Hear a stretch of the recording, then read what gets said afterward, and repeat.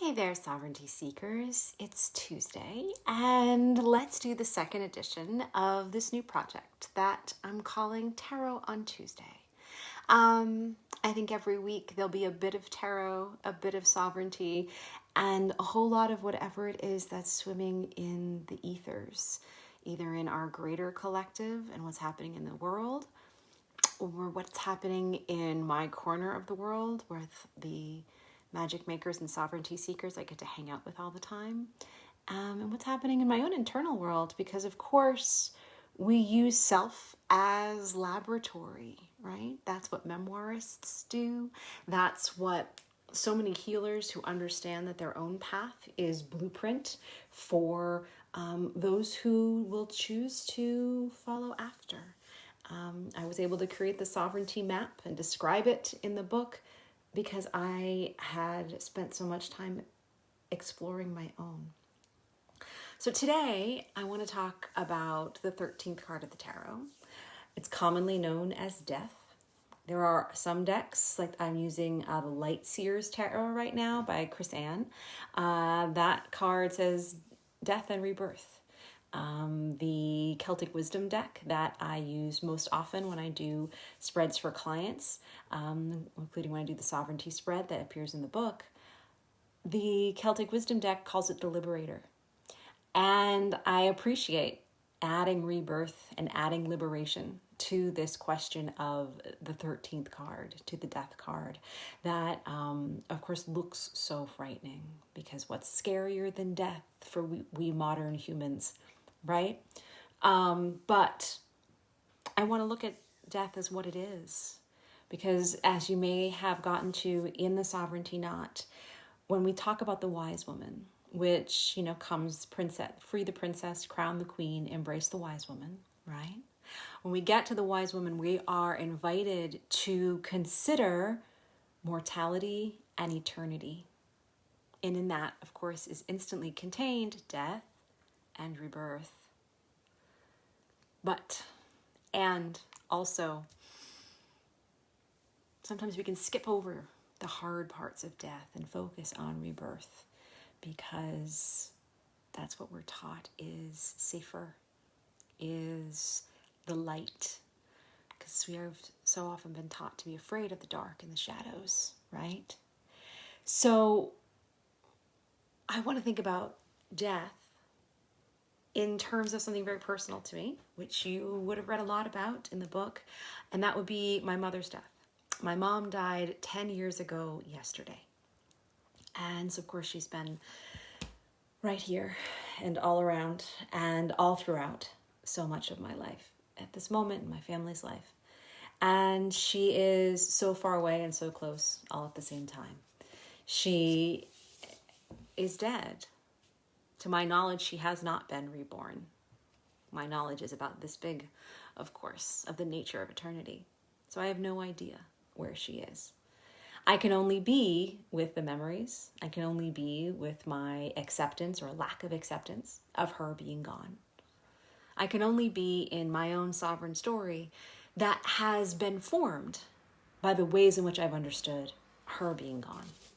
So I just want to share with you a tiny bit from the book, because that's really where my contemplation of death is today. And I invite you to pick up I bet you have your own deck of tarot cards. So many of us do. Look up what your book of the guide to your tarot deck says death is about, and decide from there. But I want to read these couple of passages from the book in honor of my mother, in honor of honoring death and not skipping ahead to rebirth. Because when honoring death, we honor the person who is gone. We honor their memory. I was born on my mother's 29th birthday, under the sign of Gemini. She was my twin. She was my best friend. She only had a chance to live 2/3 of the life she deserved. At least I can say I chose to spend as much of her short life with her as I did. As the priest said at her funeral, she was both peace and passion, and she lived until she died.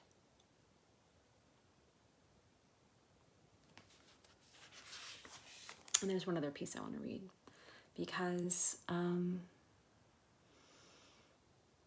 As daughters of women who are gone, we may not have a lot of their story left on, except for who they created in us and the family that we have.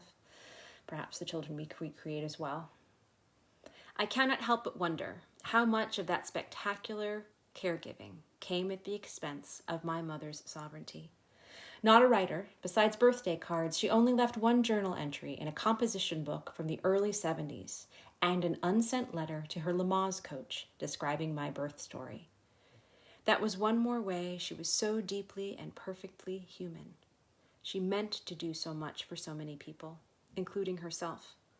It's just that she gave nearly every ounce of energy she had to her parents, my dad, my sister, my husband, my baby girl, and me.